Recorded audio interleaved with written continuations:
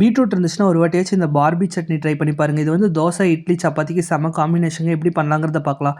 அதுக்கு வந்து நான் 2 பீட்ரூட் எடுத்துட்டேங்க. ஒரு பேன்ல வந்து ஆயில் ஆட் பண்ணி, ஆயில் வந்து ஹீட் ஆன உடனே நம்ம கட் பண்ணி வச்சிருந்த ஒரு ஆனியன் ஆட் பண்ணி, அத வந்து நல்லா வதக்கி விட்டுட்டேங்க.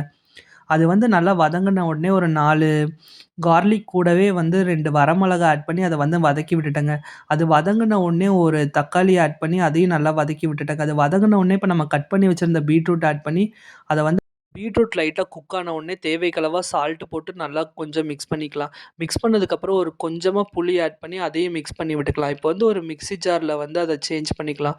கொஞ்சமா ஹீட் கம்மியான உடனே தேவைக்கு அளவா வாட்டர் ஆட் பண்ணி வந்து நல்ல ஒரு திக்கான கன்சிஸ்டன்சில வந்து அத அரைச்சுக்கலாம். அதுக்கப்புறம் தாளிப்புக்கு வந்து இன்னொரு பேன்ல வந்து ஆயில் ஆட் பண்ணி கடுகு போட்டு, கடுகு கொஞ்சம் வெடிச்ச உடனே நம்ம எடுத்து வச்சிருந்த கரி லீவ்ஸு கூடவே அந்த வரமொளகா அதெல்லாமே ஆட் பண்ணி நல்லா இது பண்ணிட்டு, நம்ம அரைச்சு வச்சிருந்த சட்னில ஆட் பண்ணி நல்லா மிக்ஸ் பண்ணி விட்டுக்கலாம்.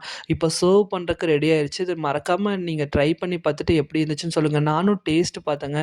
டேஸ்ட் வந்து சூப்பரா இருந்துச்சு. நீங்க மறக்காம ட்ரை பண்ணி பாருங்க. இந்த வீடியோ புடிச்சிருந்தா லைக் பண்ணுங்க, கமெண்ட் பண்ணுங்க, சப்ஸ்கிரைப் பண்ணுங்க. Thank you so much for வாட்சிங் திஸ் வீடியோ.